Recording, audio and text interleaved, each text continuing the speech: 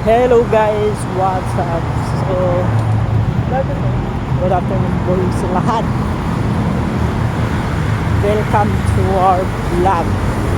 So guys, don't forget to click the notification.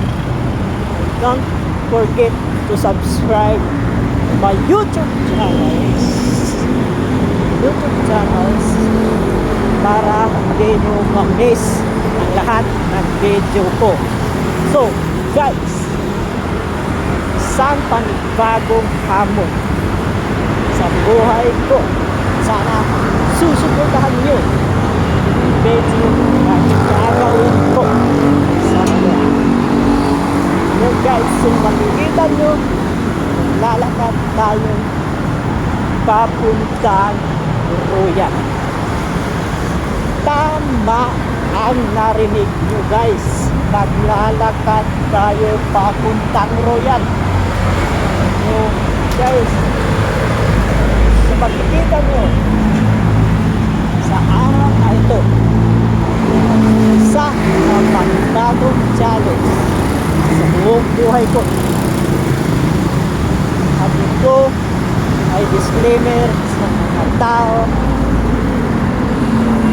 nais malalaman kung mangyayari. Guys, please to support para na din to sa sa inyo yung gagawin ko sa ngayon. So sana supportahan nyo ako guys. Aabangan nyo yung gagawin ko buhay ko.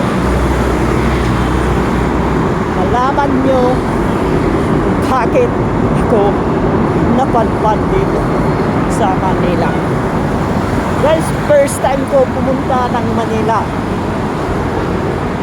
Alam nyo ba gaano ko pinaghandaan yung mangyayari dito sa Manila.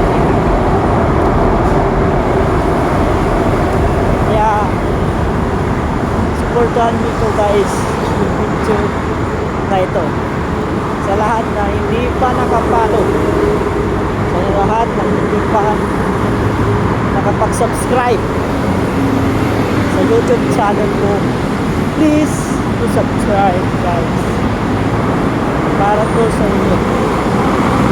Kaya tulungan nyo ako. Alam nyo guys, galing pa ito ang Mindanao. Galing pa akong Mindanao.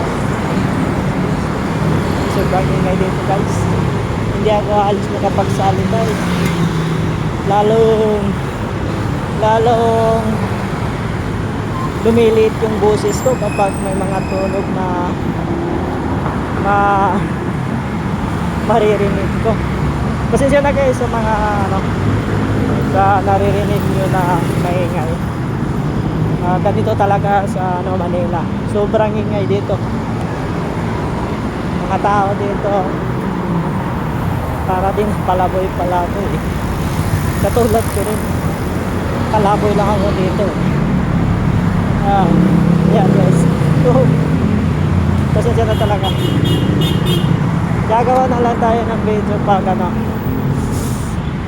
yung maingay, kasi dito eh daming sasakyan. Nasa kasi ako EDSA eh. Kaya pasensya na sa maingay ng mga naririnig nyo guys. Malaking tulong na sana suportahan nyo yung video na gagawin ko hanggang dulo guys. Talagang hindi ko talaga ini-expect na mapadpad ako dito sa Manila. Ayan guys, so may nakikita kayo na envelope. Nag-a-apply ako ng trabaho dito. Kaso walang tumatanggap sa akin eh. Ewan ko kung bakit. Siguro kulang ako sa mga experience. Baka may mga experience sila na kailangan. Kaya hindi ako nakakuha agad. Talagang mahirap. Nakakaiyak na eh. Sana bukas makahanap tayo ng panibagong trabaho. Hirap talaga mabuhay dito. Lalo na kapag kulang ka sa kaalaman at kulang ka sa edukasyon na dapat magpatuloy ka na lang ng pag-aaral. Siguro isa na rin yun na dapat nila kukunin kapag magtrabaho ka. Hindi ko alam kung ano yung gagawin ko. Talagang nahirapan talaga ako sa sarili ko. Ewan ko kung susuko ba ako o lalaban. Kasi sa ngayon pa lang unang pagsuko ko lang dito sa Manila nag-a-apply ako kaso hindi ako tinanggap.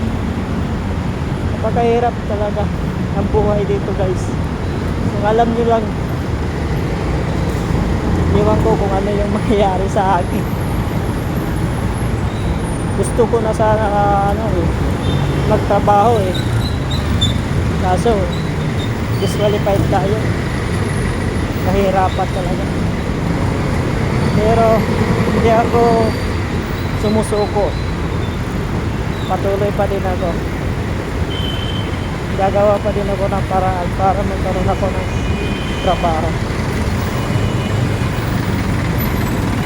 Pangarap ko talaga na makapagtrabaho kasi yung mama ko hindi na siya malubhang sakit. Kaya dito ako ngayon, dito ako sa Manila kasi gusto ko din matulungan yung mama ko. Napakahirap ka so kailangan natin magtayo, kailangan natin sumikap para kahanap ng pera. Guys, sorry talaga. Dito na tayo ngayon sa overpass. Dumadaan tayo sa overpass. Dahil pupunta tayo ng kabilang kanto. Nahanap tayo na matutuluyan dito. Kahit sa gilid ng kalsada na lang o kahit dito na lang sa overpass siguro. Nahanap na lang tayo dito na matutulugan. So, ang gagawin ko dito, manghingi ako ng carton para mamaya pag matulog ako, gagawin ko na lang ng banik yung carton. At mamaya tayo, hanap tayo ng pagkain, manghingi tayo sa mga tao dito. Yun yung natin. Kasi kung wala ka talagang diskarte dito sa Manila, talaga mamamatay ka sa gutom. Kawawa naman ka. Sige guys, babalikan ko kayo kapag nakahanap naman ng karton.